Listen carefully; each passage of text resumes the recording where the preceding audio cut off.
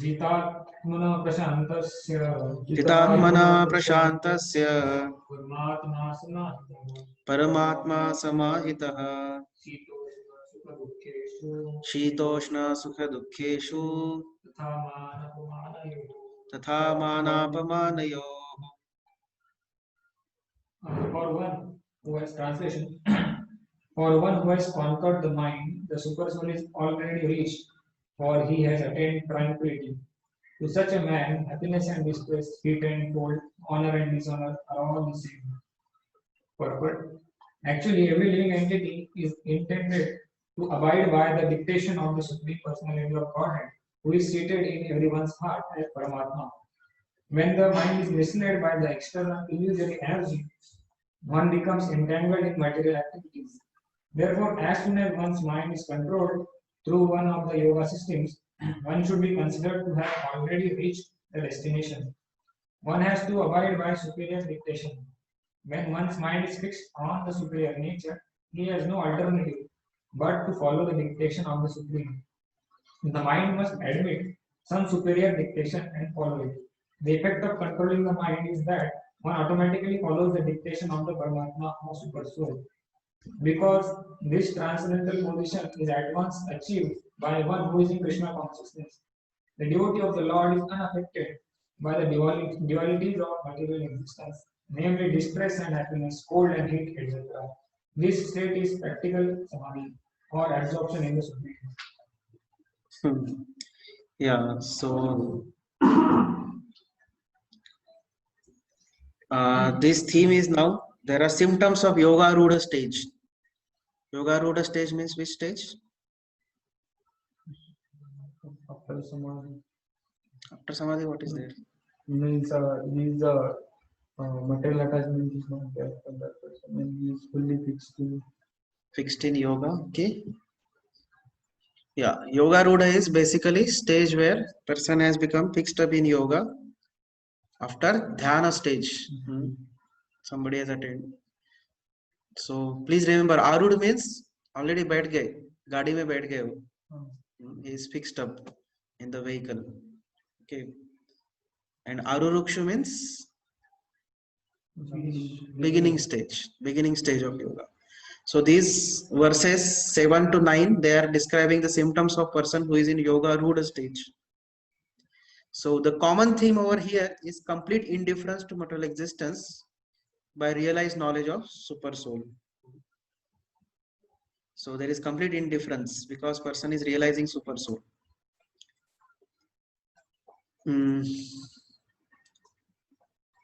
So what is the symptoms of a person who is in yoga ruda stage? So as per previous verse, his mind has become friend now. Okay, his mind is no more his enemy. And then there are, following that, what happens is with him is he develops very deep realizations. You know, his realizations keep on deepening and deepening, and they grow. So how they grow? In this 7th verse it is written that he becomes completely neutral to all material existence and dualities. That is first one. Second is that he sees all objects equally, pebbles, gold and stone. That will be 8th verse. Then he is fully satisfied by jnana and vijnana. That is also 8th verse. And ninth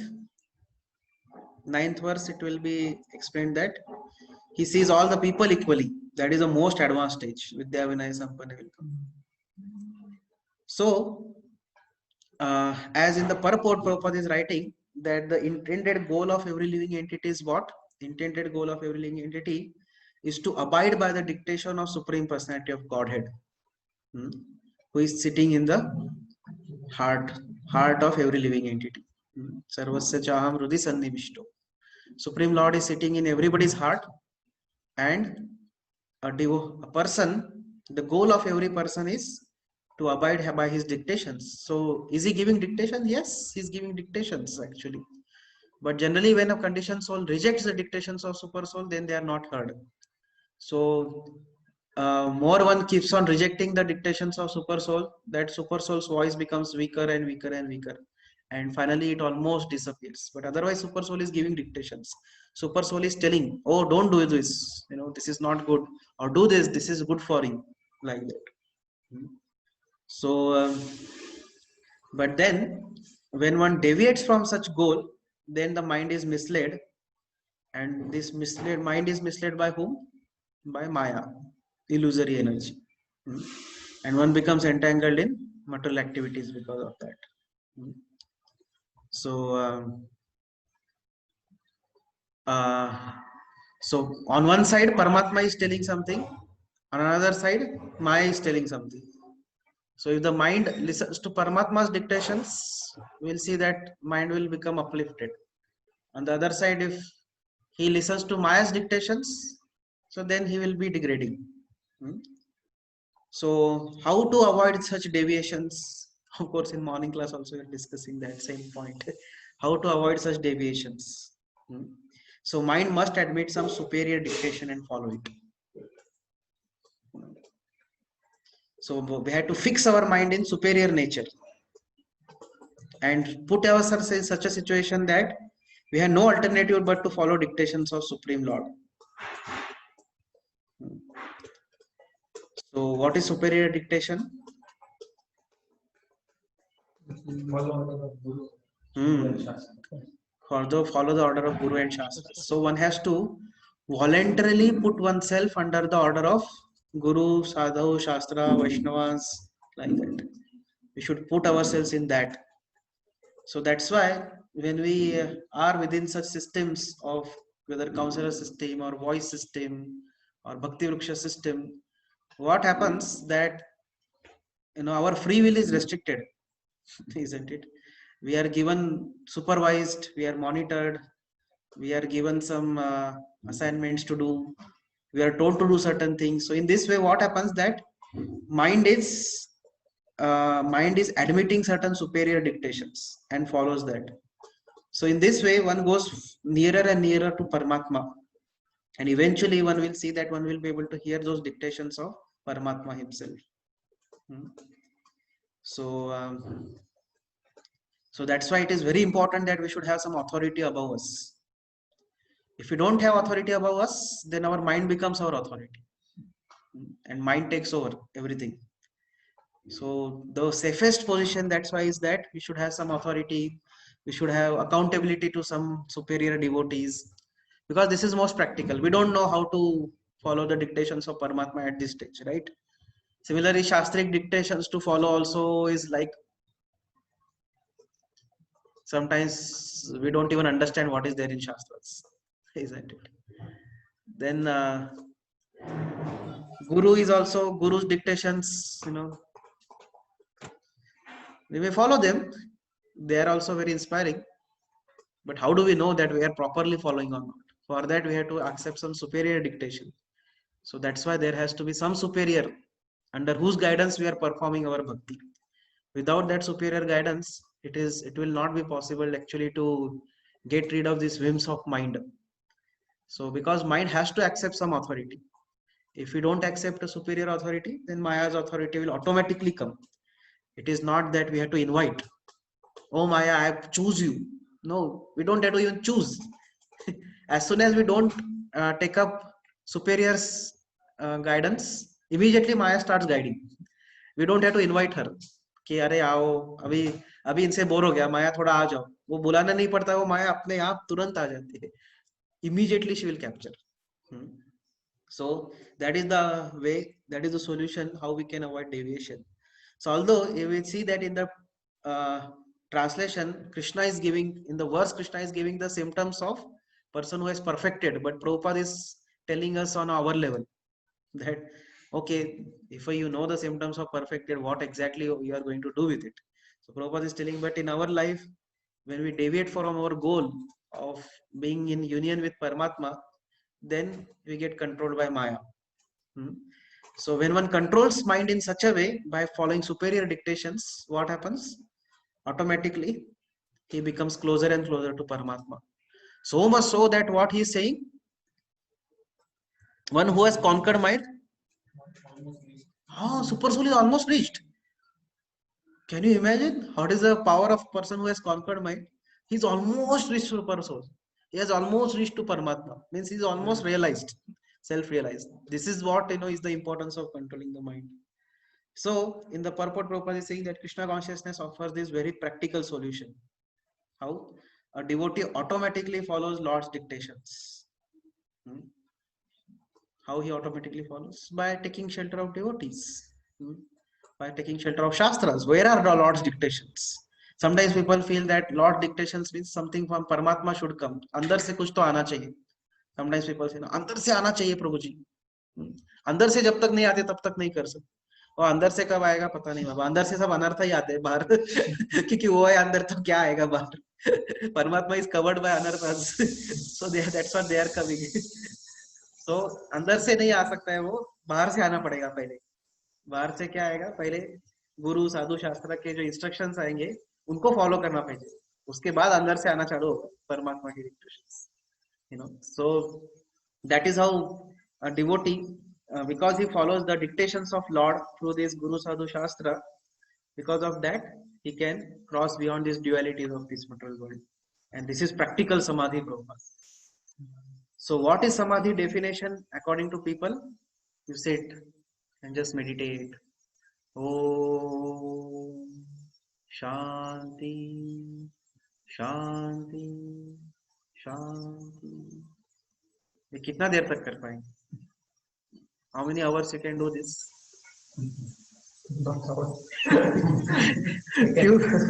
few minutes also if you do, it is good enough, right? But then Prabhupada, that's why is giving us practical samadhi. Practical samadhi means practical bhakti karo इनके superiors के guidance में. That is called as practical samadhi. If you are always absorbed in fulfilling the instructions of Guru Sadhu Shastra or Hari Guru Vaishnavas, then you are in practical samadhi. This samadhi of sitting and meditating is not practical so much, especially in Kali Yuga. But this is, because if we follow the instructions of Guru Sadhu Shastra, automatically, one is in samadhi, one is in absorption, because one is always thinking of them. Okay. So, yeah. Word is used come closer to super. What is the meaning of like super soul is already reached? Super soul is already reached means one is able to perceive Paramatma. Currently, we are not even perceiving Paramatma in our heart. So it begins with perceiving Paramatma, and it eventually ends up in actually seeing him within the heart, like Dhruva, Narad boy, or Dhruva Maharaj. They saw. When they closed eyes, they could see that Paramatma was there in the lotus of their heart. Paramatma they could see. So, but at least one begins perceiving Paramatma. Yes, Supreme Lord is there. Currently, we are not able to even understand the presence of Lord practically. We know theoretically Lord is there, but are we able to actually perceive the presence that there is one person next to me? We are not able to perceive. But when the mind is controlled, then we'll be able to see that yes, there is a one person, Supreme Person, is my best friend, is there. And eventually we can even see him. Like that. Okay, 8th verse.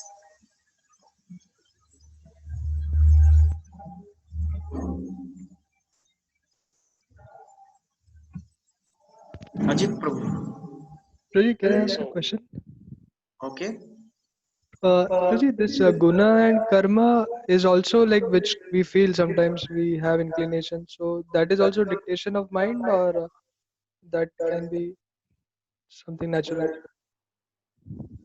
What guna and karma you are talking about? Means we feel certain inclination of doing certain activities, something like that, and means sometimes it is told that it is your dictation of mind, not your guna and karma. Something like that. So how to understand whether Actually, it is mind is cheating or it is all one unit only, because conditioned mind for him natural inclination is under guna and karma, 3 modes of material nature. What we say natural in conditioned state is everything under 3 modes of material nature. That's what is natural in conditioned state. So when we say that okay, my nature is to be a farmer, so it is automatically under 3 modes of material nature only. Or my nature is to be the doctor. So it's all under three modes of material nature. It's not something transcendental. It's neither dictated by Paramatma. For Paramatma dictations, it is like, what Narada boy got. That Lord said, now you no more will be able to see me. Because those who are not freed from all kalmash, they can hardly see me. Like that. So that was a Paramatma dictation. Otherwise, it's all. So one may say, is it the cheating? Is it not a proposal of mind? Basically, they are all one unit. Maya, mind, conditionings, three modes of material nature. वो अलग अलग नहीं है, एक ही है सब तीनों चारों पांचों सब एक ही टीम के मेंबर है एक ही गैंग वाले है वो एक ही गैंग के मेंबर है so whether it is coming from one member of the gang or another member of the gang, it makes no difference like that. But then bhakti is so wonderful that we can engage our conditionings in the service of the Lord. That's the glory of bhakti. One may say, okay, I am feeling inclination to do farming. Okay, you do farming, no problem. And then you serve Krishna. You offer your first grains to Krishna, and you cook prasad and distribute prasad, or whatever, you prepare nice foodstuffs for Krishna with your whatever you produce in your farm. You understood? So, although it is a conditioned nature only, farming is not a spiritual nature. Varnashram is a conditioned nature only. Varnashram dharma is the dharma of conditioned soul. It's not the dharma of liberated soul. Liberated soul's dharma is what? Jiver Sarupare Krishna Nityadas. That is Sanatan Dharma. Varnashram Dharma is the Dharma of conditioned soul, but still it is engageable in the service of the Lord. So it's all right, whether it is mind telling. Now one may say, am I being cheated? That you have to understand through proper guidance, because if you are a software engineer, mind thinks better be farmer. If you are a farmer, mind thinks better take a government job. If you are government job, mind will tell, oh, better dance. Better be a dancer. So all this is all, So is it a cheating? That's why it is said that we have to confirm our inclinations. We have to confirm with our this thing, some superiors. That's why that superior guidance is required, wherein we confirm, Prabhu, I am feeling that I should do this. And then somebody should be there to tell us, yes, Prabhu, go on, go ahead. Very well. Yes, you can do it. It's nice. Or no, Prabhu, that is not proper. Better don't do it. So consultation is required. Does that answer your question? Yes. So both are distinct, you meant to say, means conditioned nature and means both activities has to be distinct, or it can be merged together. Which two activities? Conditioned nature and? Conditioned and what you're saying, Jivera Swarupa Krishna Nityadas. Yeah. They are not at all same. Jivera Swarupa Krishna Nityadas. So activity is distinct, I'm asking. Means No. if you are acting as a servant of Lord, you can't act as a your in your conditioned nature. We can. That's what I said. No? It is doubtable. If you are farming for the pleasure of the Lord, then it becomes spiritual activity. So if the real our activity in the spiritual world may be something. Suppose you are gopi and your seva is to pluck flowers. So that is to manifest here is very difficult here. But any activity, even though it may be based on our varnashrama conditioned activity, but if it is engaged into the service of the Lord, the activity itself may not be our eternal activity in spiritual sky, but the spirit of eternal service is invoked, and that is good enough. Ultimately, the essence is followed. Like somebody may be a farmer, but he uses his farming, all the produces to serve Krishna. Suppose he is farming some vegetables, some grains, some fruits, and he uses everything to prepare nice bhogas for Krishna. So it is also, one is engaged in one's own spirit in a, in the constitutional way only, at least on a spirit level we are engaged. Although the constitutionally activity may not be exactly farming in the spiritual sky, we may have, maybe fanning the Lord we may have, but essentially we are doing in a spirit, in the terms of essence, we are doing the same thing. We are serving the Lord like that. Does that clarify? Yes, sir. Thank you. So that's what I was telling, that in bhakti there is a facility that we can engage our conditioned nature into Lord's service. But of course, to engage that, we have to have some basic sadhana first. Otherwise, it will simply become a karma yoga. In order to do bhakti yoga doesn't mean that one has to simply chant and dance. One can do services, one can do engage in occupations, but everything is done as an offering to Krishna. And one also has one's own sadhana. So one chants, So without proper sadhana of chanting, hearing, association, without that, everything, other things will become karma yoga. It will not be actually bhakti yoga. Okay. So 8th verse, Ajit Prabhu. Yes, Prabhu. Jnana Vijnana Triptatma Jnana Vidyana Truttatma Kuto Asta Vijitendriya Kutosto Vijitendri Yukta Iti Uchyate Yogi Ityuchate Yogi Samalostra Ashma Kanchana. Tamaloshtrash.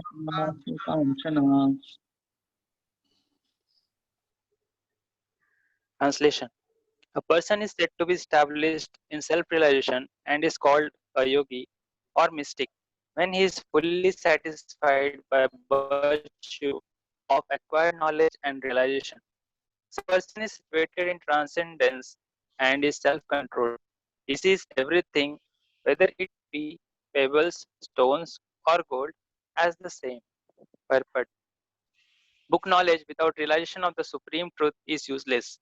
This is stated as follows. Atha Sri Krishna Namadi na bhavet prayam indriya. Sevan mukhe hi jivado swam eva spruti adam. Chaitanya Charitamrit Madhya Leela 17.136. No one can understand the transcendental nature of the name, form, qualities, and pastimes of Sri Krishna through his materially contaminated senses. Only when one becomes spiritually saturated by transcendental service to the Lord are the transcendental name, form, qualities, and pastimes of the Lord revealed to him. Bhakti Rasamrita Sindhu 1.2.234.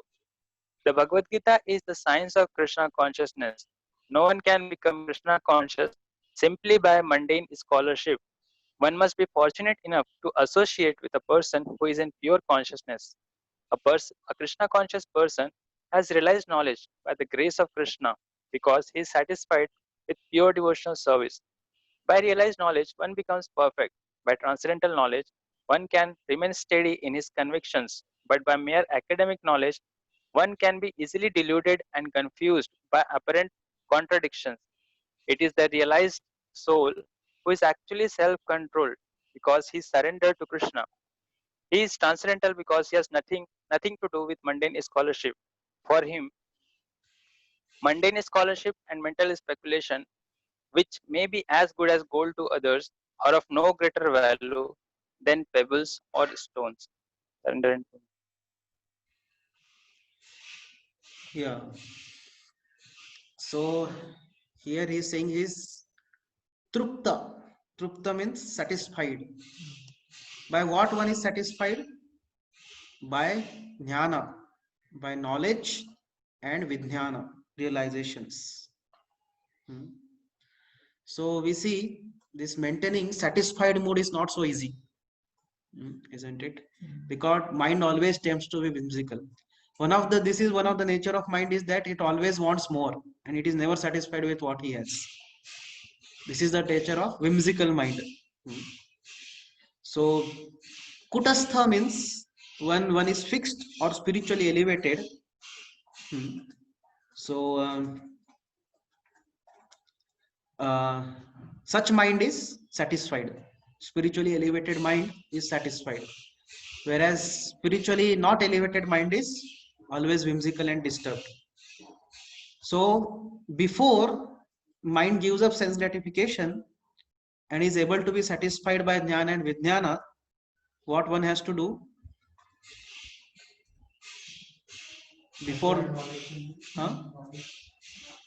But before mind becomes satisfied by knowledge, what technique Bhaktisiddhanta Thakur gives of dealing with mind? Mind should be beaten. What do you mean by beating the mind? Neglect. Okay. Again, here.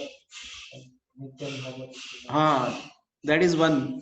Morning beating mind means chant holy names. That is like beating for the mind. Because he used to say, morning beat with shoes 100 times, evening beat with broom.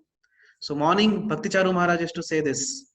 What do we mean by morning beating with shoes? Means chant holy names in the morning and beat. That is like beating for the mind, because mind doesn't like to chant. So beating. You don't, rascal, you don't chant? Chant. That is beating with shoes. And evening, beating with broom means whole day we have acquired so many contaminations.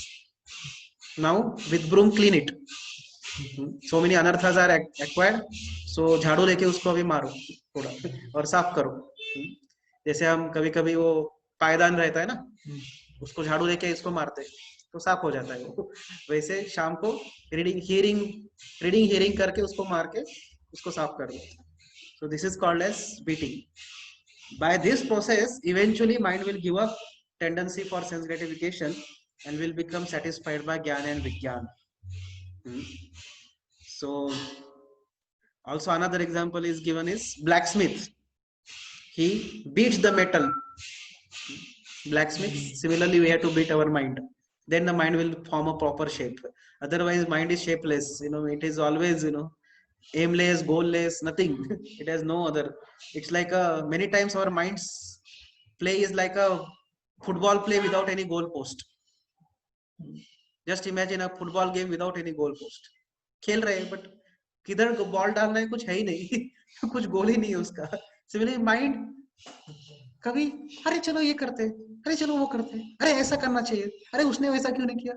Hey, what is goal? There is no goal. Similarly, that blacksmiths जो पहला जो ये रहता है crude चीज metal, it has nothing, no shape only. It is all कभी ऐसा इधर stretch रहता है उधर stretch रहता है. But blacksmith what he does, he hammers and then he brings a shape to it. Same way the mind has to be given a shape according to the goal.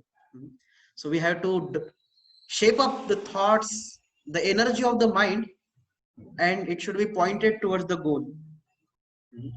So in this way, one who has brought his mind under full control, he is able to give up Nishkama Karma Yoga and sit down and meditate. So without control of mind, one cannot give up Nishkama Karma Yoga. So in the purport, we see that one powerful statement of Prabhupada is there. Bookish knowledge without realization of supreme truth is useless. Simply bookish knowledge. So one may know all 700 shlokas of Bhagavad Gita by heart. Or one may have done PhD in Chaitanya Charitamrita. Or one may be big Bhagavatam scholar. But such knowledge is not at all any useful. So that's why Prabhupada is telling how to realize bookish knowledge by rendering transcendental service of the Lord. So Prabhupada says that one becomes Krishna conscious not just by mundane scholarship, but one must be fortunate enough to associate with a person who is in pure Krishna consciousness. So Pandit Madan Mohan Malviya, he approached Bhaktisiddhanta Thakur. Who is Pandit Madan Mohan Malviya? He was the vice chancellor of Banaras Hindu University. Big person, big politician, big person in the world. He approached Bhaktisiddhanta Thakur and he said that I have some doubts. Bhaktisiddhanta Thakur told him, yeah, actually I am a little busy. You first go. Our pujaris are there. They are washing some pots. Please help them washing pots. And then he washed pots. So he had that much humility at least. He did not say, oh, I am such a big person, you are telling me to wash pots. He had that humility to follow dictation of sadhu. And he followed. And then after some time, he came out and then said, so what are your doubts? And he said, all doubts are clear. So that's why simply reading theoretically is not enough. Simply bookish knowledge. Okay, I know what is written in page number 30 of Ishopanishad, and I know 17th shloka of Bhagavad Gita of 5th chapter, or I know Bhagavatam this. That is not enough.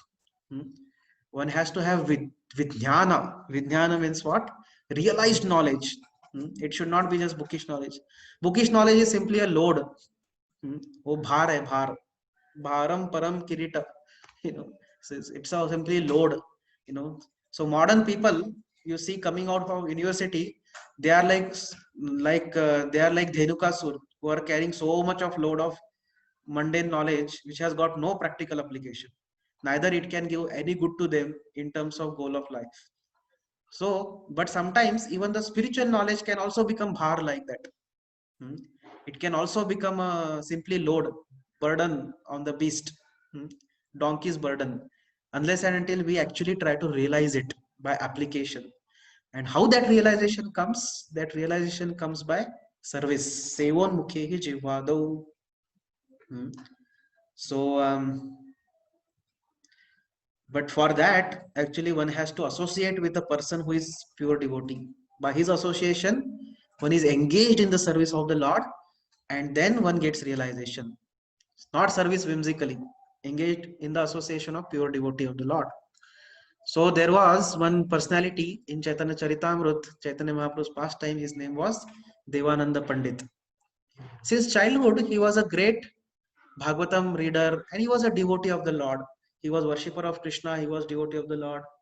But then he did not understand, I don't know, always during reading, some phone comes. That's a standard thing. Always when we start doing book reading, एक तो phone आना ही चाहिए. I don't know. This is exact time. Maya finds to distract, I think so. So this Devananda Pandit was a kind of devotee, and he was a great reciter of Bhagavatam, reader of Bhagavatam, but he had no much faith on bhakti, and neither his conclusion of Bhagavatam was bhakti. So his knowledge was, we can say, more or less theoretical. He knew shlokas, he knew pastimes, he knew philosophy, but he had no conclusion of bhakti. So, but he was very famous everywhere. So one day Srivas Thakur, he happened to come there, and he saw, oh, Bhagavatam discussion is going on, and Devananda Pandit was very famous. And so he thought that let me also sit. Srivas Thakur was so humble, even though Devananda Pandit was not a very great devotee, but he thought, let me hear. He was ready to hear from him also. And then Srivas Thakur sat there. And when Devananda Pandit was reciting verses, Srivas Thakur could not control his ecstasy. He started he started crying tears, he was started rolling out of ecstasy. And then, because Devananda Pandit himself was not advanced, so his disciples were naturally very neophyte. And they could not understand the ecstasy of Srivas Pandit. And they picked up, they thought, hey, what is this man? He's simply creating disturbance here. They said, we'll just throw him out. So they all picked him and threw him out of the home. And, Srivas Thakur, when he woke up, he came to external consciousness, he found himself like this thrown. He felt great pain. And he said, what is this? They had treated me like this. And then he went home. He did not say anything to them because he was very humble. So he went home and he opened Bhagavatam and he tried to study Bhagavatam. But that time Chaitanya Mahaprabhu personally manifested to him. Chaitanya Mahaprabhu incarnated as the shlokas of Bhagavatam. Already is incarnation, but he personally manifested and he gave great deep, ecstasies to Srivas Thakur. Pure love of God he gave, to Srivas Thakur. And that's how Srivas Thakur's ecstasies kept on increasing, although such a unpalatable incidents had happened with him. His ecstasies were not thwarted. On the other hand, Chaitanya Mahaprabhu, one day he was passing by and he saw that Devananda Pandit was reciting Bhagavatam. And he became so angry on Devananda Pandit. And he said, you fool, you think that just by reading Bhagavatam you can understand Bhagavatam? Chaitanya Mahaprabhu took the Bhagavatam of Devananda Pandit and tore it to pieces and threw it, although it was Bhagavatam. And he said, what is the use of your Bhagavatam? If you cannot respect a Vaishnava, if you cannot serve a Vaishnava, it is simply useless. So Devananda Pandit, when he saw his disciples who were throwing away Srivas Thakur, he did not take any action. So Chaitanya Mahaprabhu was very angry on Devananda Pandit. And he said, you are simply useless. You are simply mugging up Bhagavatam and speaking it, in a useless manner. And Devananda Pandit could not understand why Mahaprabhu is so angry with me, what I have done, like that. And then later on, it so happened in the village of Devananda Pandit, Vakreshwar Pandit happened to come. And what was Vakreshwar Pandit famous for? Dancing. He used to dance, yeah, used to dance like anything. So when he was dancing in great ecstasy, that time Devananda Pandit felt great attraction towards him. So then what he did, he started guarding Vakreshwar Pandit because so much crowd was coming to touch his feet. So he was guarding so that Vakreshwar Pandit's, ecstatic dancing should not be obstructed. And then once Vakreshwar Pandit fell in ecstasy, and Devananda Pandit, he took him on his lap and caressed him, and fanned him with his own hand. So in this way he rendered service. And then Vakreshwar Pandit was very pleased with him, and he blessed him that may you get Krishna Prem, Krishner Matirastu. And then he went. And then next time, Chaitanya Mahaprabhu was very pleased with Devananda Pandit. He said, because you have served devotee, now you are perfect, everything. And then, by mercy of Chaitanya Mahaprabhu, Devananda Pandit could understand everything. What was his mistake? He had not protested his disciples who had disrespected Srivas Thakur. That was his mistake.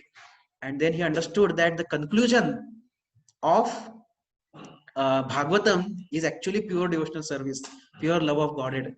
And then he actually became devotee from his own heart. He practiced devotional service. He became a pure devotee of the Lord.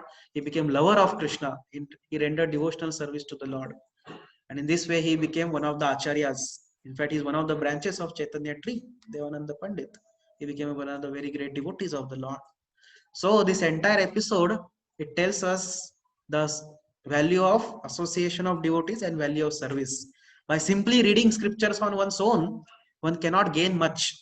One may get some information here and there, but one cannot get actually realized knowledge. It is not much useful, such information.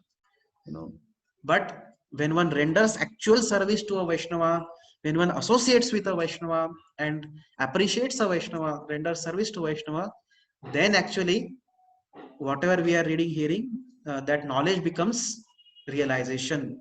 It turns into realization. So that's why Sevon Mukhehi Jivhado Swayameva Spurtiyadaha. One should serve the Lord, one should serve the Vaishnavas, one should serve in association of Vaishnavas, serve the Vaishnavas, and in that way there will be realizations. Once knowledge will be transformed into realizations. That is important. So this such a realized knowledge is actually useful for becoming Krishna conscious, for attaining the goal of life, not just some bookish knowledge. So that's why one should be fortunate enough to associate with a person who is in pure consciousness. So now a Krishna conscious person, Prabhupada writes in purport, what he is? 4S. Prabhupada writes 4S, the symptoms of fully Krishna conscious person. One is satisfied with devotional service. Therefore, he has not realized knowledge by the grace of Krishna. Actually, this is one of the symptoms. If we have realized knowledge, means we'll be satisfied. If we have theoretical knowledge, means we will not be satisfied yet. Theoretical knowledge cannot satisfy, but the realized knowledge means one will be satisfied. So it is like actually grains. If one eats grains, but one does not digest them, then what will happen? No power, no nourishment.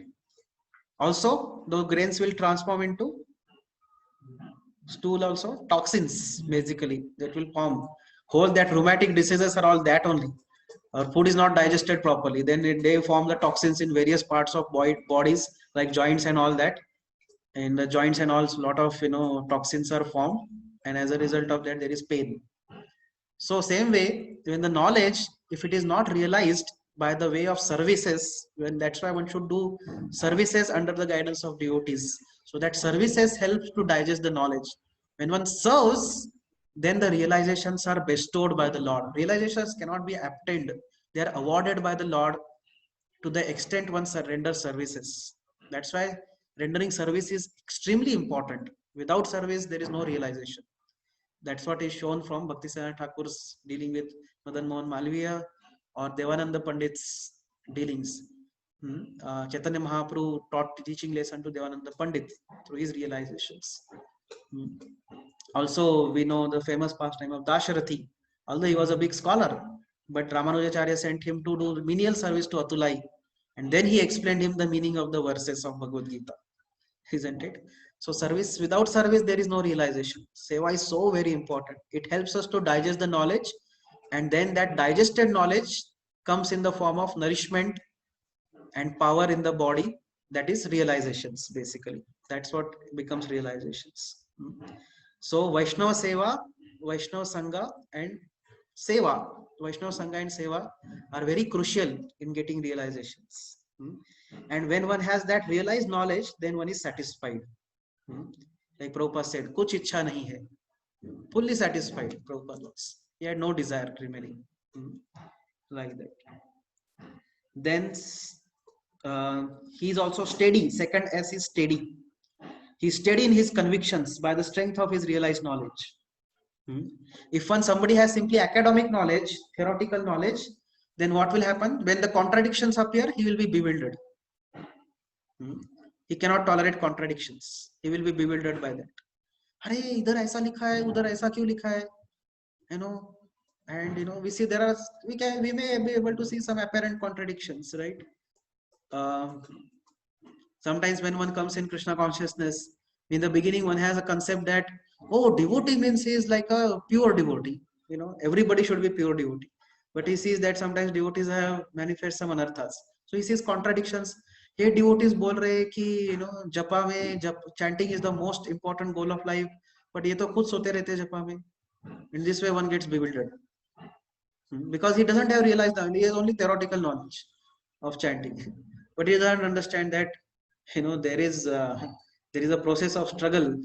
There is person is struggling. It is not that one immediately becomes a Paramhamsa. Overnight Paramhamsa one cannot become. It takes time. But that doesn't mean that bhakti should be given up or bhakti doesn't work. It works. It takes some time. It's a gradual process.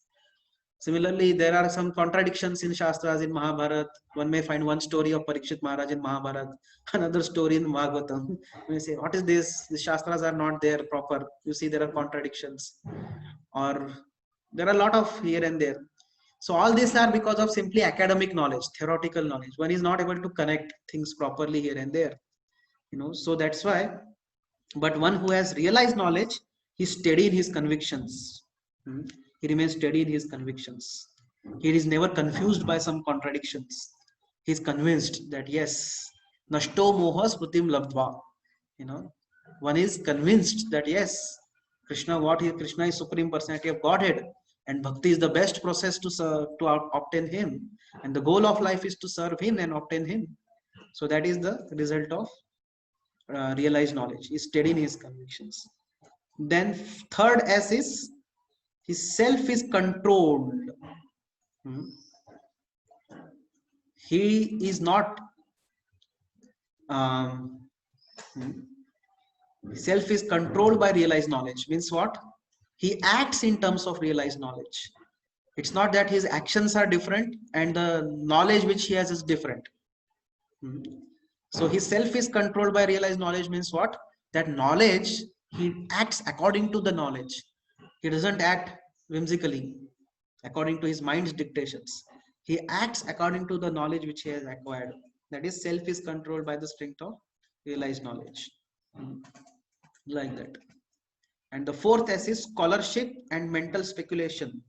Are for other people they are as good as gold, but for devotee they are like stones or pebbles. He doesn't care for somebody's scholarship, how many degrees person has, you know, or how much big speculator is. Devotee doesn't feel much importance to that, you know. Doesn't give so much value to person having lot of degrees, this and that, but he is impressed with the person who is carrying the realization. Like you all did South Indian Brahmana drama. These other Brahmanas, they had only theoretical knowledge. They were big scholars, but they had no realization of Krishna's being supreme. That's why Chaitanya Mahaprabhu's mercy was not available to them. They couldn't actually benefit from Chaitanya Mahaprabhu's mercy. Whereas this other Brahmana, he was not even able to read. South Indian Brahmana, he was not even able to read properly. But Chaitanya Mahaprabhu said, you are Acharya in Bhagavad Gita. Why? Because he had that realized knowledge. So Chaitanya Mahaprabhu did not care for the scholarship of other Brahmanas. He thought, considered that scholarship to be like as insignificant as stone. Although from a material mundane what do you say, from mundane calculation, they were very valuable. The people, they are very much respected. Oh, he knows all Bhagavad Gita, he knows all the shlokas, this, that. But on their terms, this Brahmana was useless because he did not know the verses properly. But from Chaitanya Mahaprabhu's point of view, these Brahmanas were very valuable because he had love for Krishna, he had attraction for Krishna, appreciation for Krishna. In this way, he had realized that knowledge. That's why Chaitanya Mahaprabhu said, "You are Acharya in Bhagavad Gita." Similarly, we see that Chaitanya Mahaprabhu did not care for the mundane scholars of Navdev Dham, who had big following, big students, lot of students, thousands of students. Chaitanya Mahaprabhu did not care a fig for them. But Chaitanya Mahaprabhu gave the status of Namacharya to Haridas Thakur, who was born in Muslim family. He was not even Hindu born, what to speak of Brahmana and all that. Chaitanya Mahaprabhu gave him that position because he was realized. So in this way, we see that for such a person who is realized in knowledge, Krishna conscious person, mundane scholarship and mental speculation are considered to be useless. So he doesn't get attracted by such mental speculators. Although from an outside people point of view, they may be very big people. They may be very great people. But for devotee, he doesn't get attracted towards them. He never gets impressed with them. So ultimately here Prabhupada in the purport, he is emphasizing the need to associate with Krishna conscious person. Because Bhagavad Gita is the science of Krishna consciousness and it cannot be understood by mundane scholarship. So what is the real fortune? Real fortune is to associate with pure devotees. So that's why when we are hearing such nice lectures as Mahatma Prabhu or Bhaktivedanta Purna Maharaj, it is very valuable. Or reading Prabhupada book, he is also associating with Prabhupada. That is very valuable. By their association, we understand the things properly as they are, and then eventually, when one engages in the service of the Lord, our theoretical knowledge gets transformed into realized knowledge. So theoretical knowledge is one level, but then by proper contemplation, it gets transformed into convictions.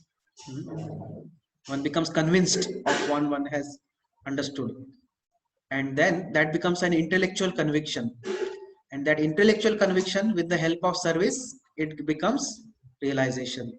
So these are the three stages. One is theoretical knowledge. By contemplation, it becomes intellectual conviction. That is also good. And when one applies it, when one acts, when one renders service, then it gets transformed into realizations. And that realization is our greatest wealth. The greatest wealth of devotee is this realization only. There is no better wealth than this for a devotee. That is his real wealth.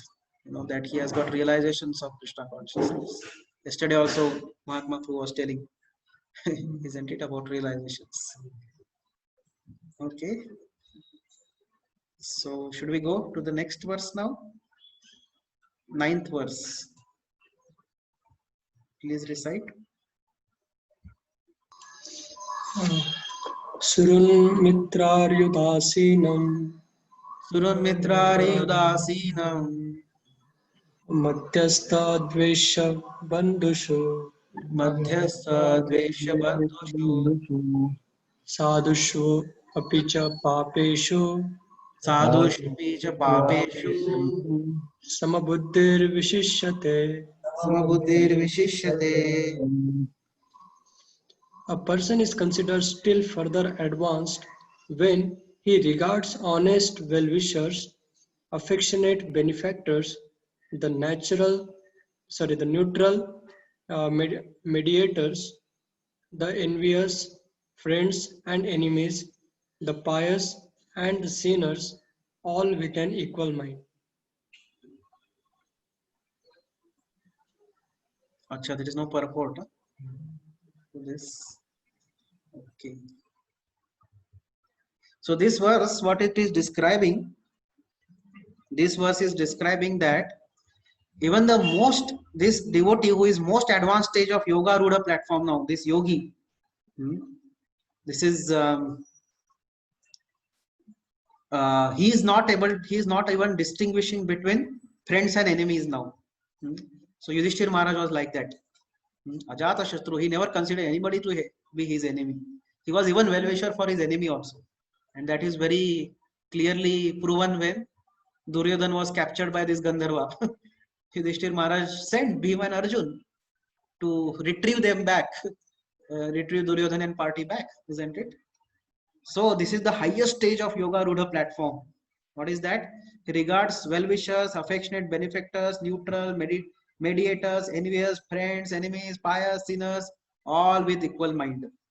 Vidya Vinay Sampanne, Brahmane Gaviyastini, Shuni Chayoshapakicha, Pandita Samadarshina. He sees everybody on an equal platform. So we see that even for a great sages in general, it is very difficult to give up family attachment. But Krishna here he is recommending what? Samabuddhi. Samabuddhi means he is equal to his family members, his friends and enemies, isn't it? So that is very tough. Generally we have a lot of affection for family members and friends, and enemies we are averse, and unknown people we are neutral, right? But this is not the symptom of a Krishna conscious person. Krishna conscious person means he is equal to everyone. So generally in material world, somebody who appreciates us, we generally become more favorable towards him, right? We think that somebody who appreciates us means he's intelligent. He recognizes my value, and we also develop appreciation for him. We consider him to be man of good discrimination. And when somebody is envious, we think somebody doesn't appreciate us, we think, oh, he's envious, he's fallen. But somebody appreciates, oh, he's advanced, he's good, we think. But Tukaram Maharaj, what he says, Nindakache ghar asave shezari.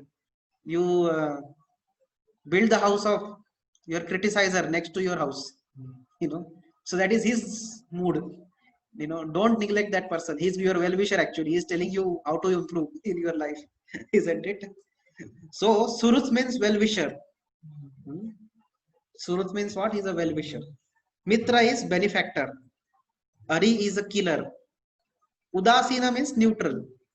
Madhyastha is impartial judge. Concerned but neutrally mediating between the belligerents. So that is what? Madhyastha. यानी वो आपका भी नहीं उनका भी नहीं है. He thinks ये सही है कि वो सही है. He does mediation like that. He's concerned about you, but he's simply mediating. Udasina means उनको कुछ फर्क नहीं पड़ता है. आपको कुछ भी हो जाए, he doesn't care. Surut means he's well-wisher. That he thinks he wishes well for you. Surudam sarva bhutana, Krishna says. Mitra is a benefactor. He does some welfare work for you actually. And Ari is a enemy. He is a killer. And Dvesha is envious. Bandhu means also a well-wisher. So how can we see all these people equally? Very difficult, right? Generally, even amongst Vaishnavas, although we theoretically understand that they are all well-wishers, still we have a lot of distinctions. Ye mere friend hai, ye friend nahi hai. Right? I don't like him. I like him. He's good devotee. That is not good devotee because he doesn't appreciate me. So he's not good devotee.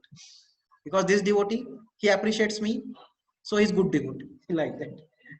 So it is very difficult to see them. It is as difficult to see pebbles and gold and stones to be equal, which is mentioned in previous verse. Can we see equally? Pebbles, stones and gold? But if one can achieve this platform, that is called a Yoga Rudha platform. Then one can meditate uninterrupted on the Supreme Lord. Then one can meditate uninterrupted on Supreme Lord, if we can see.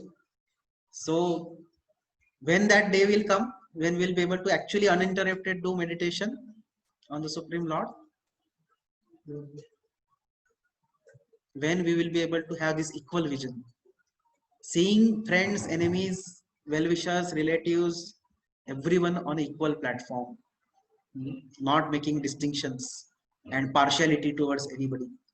And when we will be able to see gold and stone to be equal, not considering gold to be more valuable than stone, That equanimous mind is the mind which can meditate on the Supreme Lord in uninterrupted way.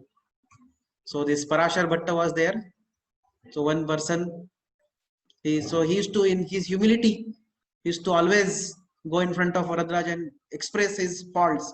He would say, Lord, I am so fallen, I need your mercy. And he would tell how he is fallen. I am this, I am that. And there was one envious Brahmana who was always very envious of Parashar Bhatta. So he would say, and he would say, Satyam, Satyam, Satyam is correct, correct, correct. And one day Parashar Bhatta caught that Brahmana, and that Brahmana thought, now he's going to beat me. And then Parashar Bhatta caught that Brahmana and brought in front of the Lord. That Brahmana was shivering. He thought that now this Parashar Bhatta is going to give me nice punch, or is going to curse me in front of the Lord. But then Parashar Bhatta said, Lord, till now, so many days I have been, telling you that how fallen I am, but you never believed me. That's why you have never given me your mercy. Now I have got witness. See, this Brahmana is also agreeing how fallen I am. So now I have got witness. So at least now you have to give me mercy. And that Brahmana was dumbfounded, seeing the equanimous mind of Parashar Bhatta. So this is the nature. He doesn't get disturbed if somebody criticized him, somebody neglects him, somebody doesn't care for him. He doesn't lose respect for that devotee. He doesn't lose his appreciation for that person. So that is equanimous mind. It is not that somebody, who is my friend, he is good devotee. And he says somebody who doesn't care for me, he is a bad devotee. That is not equanimous mind. That will be agitated mind. So basically one has to rise above the dualities of this world in terms of friend, enemy, heat and cold, happiness, distress, in order to actually meditate on the Supreme Lord. So this is how these are the so this is the symptoms of person who is in a yoga ruda stage. Yeah, we are discussing here Ashtanga Yoga, and Yoga Ruda is one of the platforms of Ashtanga. So it is more or less similar to a vision of a devotee. Yes. Ultimately, all the yogas culminate in Bhakti Yoga only. That's true, but it's almost same words only, Vidya Vinaya Sampanna. Vidya Vinaya Sampanna is possible even for yogi. It's not exactly only for devotee. Means, A yogi, Jnani also can attain the same this thing. That's why I was telling, na? In the beginning, the yogi, Jnani, Bhakta, unka path is same only. Then unka path alag ho jata hai. Again, and ultimately they all converge into bhakti. तो ऐसा है वो, ऐसे साथ में जाते, फिर अलग अलग होते, फिर ultimately they come to same end of bhakti. Ultimately everything merges into bhakti. So that's why certain things are similar. So that's why Prabhupada is explaining for in terms of devotional service, because these apply for devotees also. So what is difference is that ये जो योगी है, ज्ञानी है, उनको बहुत meditation करके ये सब चीजें they have to obtain. So their method, अभिधेय जो है, संबंध and प्रयोजन is same, but अभिधेय जो है बहुत tough है yogis and jnanis का. So they have to so they do a lot of things like Buddhist. Sometimes they will, or Jains, you have seen that they are plucking their hairs so that they want to get rid of this bodily consciousness.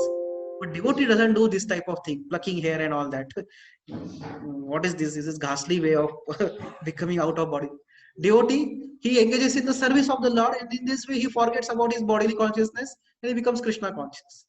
But a Jain person, he has to pluck his hair and all that. Or Buddhist person, he goes and meditates in Smashan Ghat. Goes and meditates there, sits there, meditates on the temporary nature of body. Or he may go to hospital and see cancer patients or whatever plague, see how deformed people's bodies are, and then the way he gets detachment. But a devotee's way of getting detachment from body is not like this. His way of getting detachment is what? Engage in service of Krishna, and in this way you don't have time for yourself. You are so busy with Sir Krishna, like that. And in this way he dissolves his bodily consciousness. Is that clarifies? So Jain and Buddhism comes under Ashtanga Yogi or Jnana Yogi? No, they are none of these yogis. They are their own path. They are not Vedic yogis. I mean, I thought you're giving example. No. They have nothing to do with Vedas. That's what is their path. No? They don't accept Vedas. Buddhas means they give Vedas. One class, like we were discussing that example of Sanatana Goswami and others. So now, if a devotee sees everyone with equal vision, then he will not be able to have this duplicitous nature. Means like we saw Sanatana Goswami. Means when the time is there, we have to use that because it's a service to Krishna. So, but again, a devotee, if he has equal vision, then he will not be able to have that nature. See, if you remember, we discussed this before also. Equal vision doesn't mean the external dealings are different, same.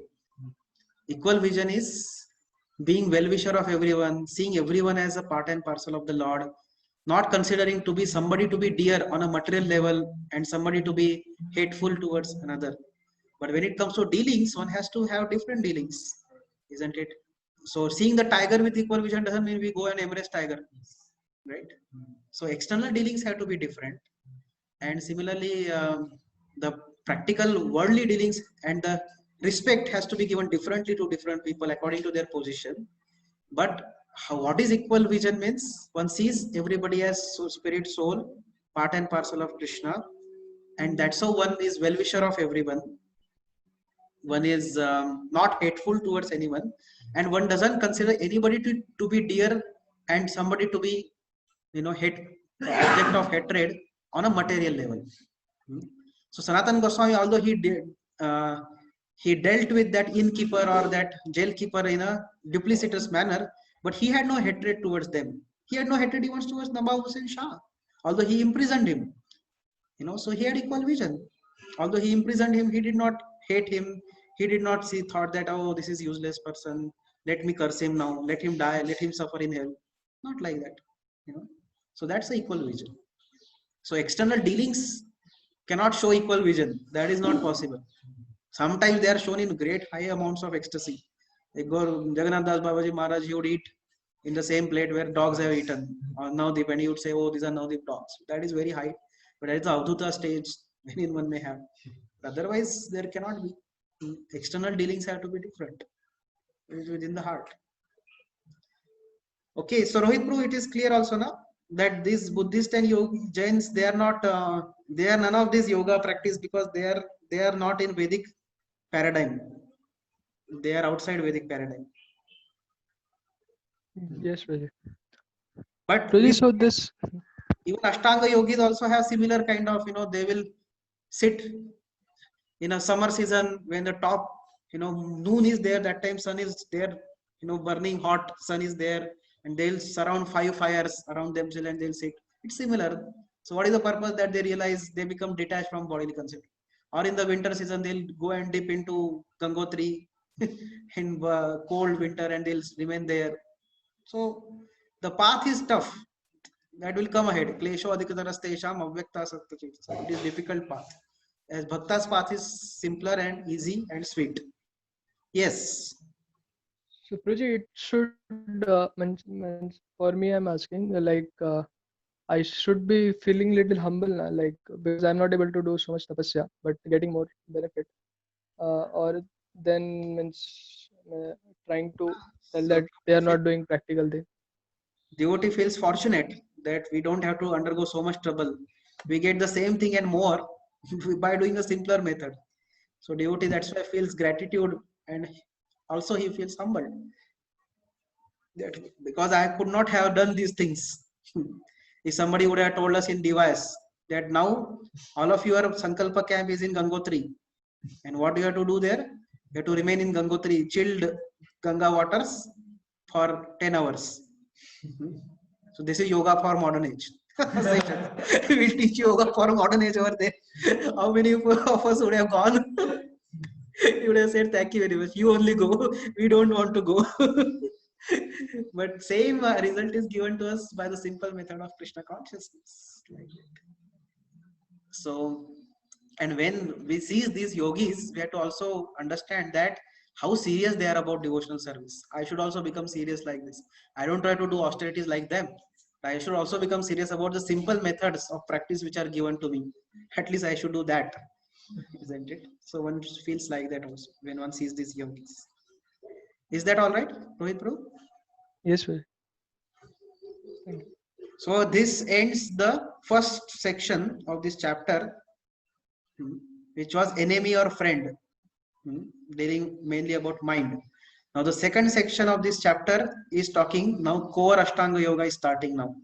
Till now there was introduction of Ashtanga Yoga. Now real Ashtanga Yoga will start. So it has got two sections. It is from 6.10 to 6.17. That is talking about basic practices of meditation. And then 6.18 to 6.32 or 36 almost, it will talk about the perfection in meditation. So having described this perfectional stage of Ashtanga Yoga, now Krishna will describe the activities of person in practice stage. तो पहले योगा रूढ़ stage वालों का symptoms बता दिया है, perfection क्या है, अभी प्रैक्टिस कैसे करना है, how to practice Ashtanga Yoga, that Krishna is going to explain in this thing. Now Abhideya is going to be described, you know, in the second section. So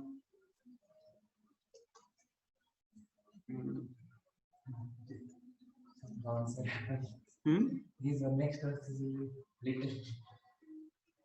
Yeah, they are simply to be known, to discriminate between real yogis and not real yogis. They will help us to know, because so many people are fashioning themselves as yogis these days. But we can understand what is real yoga by this next section, almost 26 verses.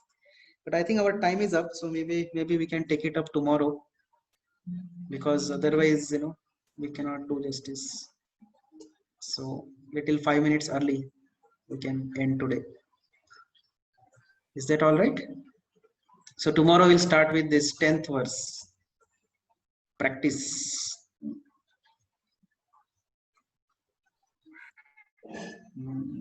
Just 1 minute. Let me see if there is. Yeah. Same. Okay, so we can stop here for today. Thank you very much. Srila Prabhupada ki jai. Yeah.